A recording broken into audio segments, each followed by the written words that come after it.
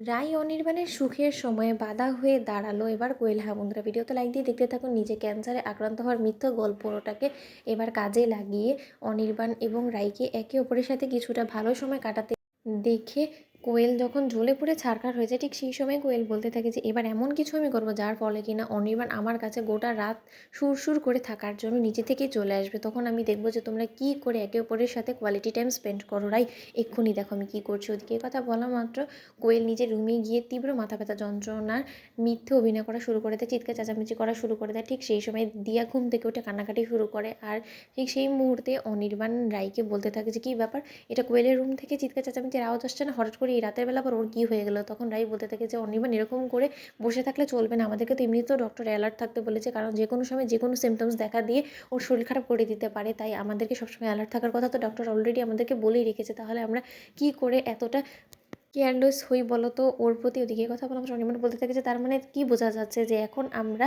ওর পেছনে সময় দিতে গিয়ে আমাদের নিজেদের শখ সুখ আহ্লাদ সব কিছু জলাঞ্জলি দিয়ে দেবো। রাই, তোমাকে আমি একটা কথা ভালোভাবে বলে দিচ্ছি রাই, যে তোমার যদি সত্যকার অর্থে ওর সেবা যত্ন করে ওকে সুস্থ করে তোলার এতটাই ইচ্ছা থেকে থাকে, তাহলে বরঞ্চ তুমি আমাকে বলো, আমি একটা ওর জন্য নার্স অ্যাপয়েন্ট করে দিই। আর যাই হোক না কেন, আমরা তো অন্তত ওর নার্স হয়ে ওকে সেবা যত্ন করতে পারবো না রাত ভর জেগে, তাই না? আমাদেরও হাজার হোক শখ আহ্লাদ বলে কিছু আছে। তখন এই কথা বললাম একটু রাই বলতে থাকে যে অনির্বাণ এখন পর্যন্ত তো তুমি কোনো নার্স জোগাড় করতে পারোনি, তাই আপাতত তো ও আমাদের দায়িত্বে, তাই প্লিজ ওর কি হয়েছে না হয়েছে সেটা অন্তত দেখার জন্য আমাদের সেখানে যাওয়া উচিত। এদিকে এই কথা বলা মাত্র সেখানে যখন অনির্বাণ ছুটে যায়, ঠিক সেই মুহূর্তে অনির্বাণ এবং রাই দেখতে পায় যে কোয়েলের হঠাৎ করে তীব্র মাথা ব্যথা যন্ত্রণা করছে। তখন রাই কোয়েলকে বলতে থাকছে কী ব্যাপার কোয়েল, কী হয়েছে, তুমি এরকম করছো কেন, কাঁদছো কেন, চিৎকার চেঁচামেচি করছো কেন, দিয়ে শোনা তুমি কাঁদছো কেন। তখন দিয়ে বলতে থাকে যে মাম্মামের বড্ড বেশি মাথা যন্ত্রণা করছে, এখন আমি কি করব, তোমরা প্লিজ মাম্মামকে সুস্থ করে দাও না। তখন এই কথা বলা মাত্র দিয়াকে শান্ত করানোর জন্য যখন রাই নিজের রুমে দিয়াকে নিয়ে ঘুম পাড়ানোর চেষ্টা করতে থাকে, ঠিক সেই মুহূর্তেই অনির্বাণকে জড়িয়ে ধরে কোয়েল কাঁদতে থাকে, বলতে থাকে যে অনির্বাণ মাথাটা এমন যন্ত্রণা করছে কেন জানি না, আমার মনে হচ্ছে যে হয়তো আমি এক্ষুনি মরে যাবো। তখন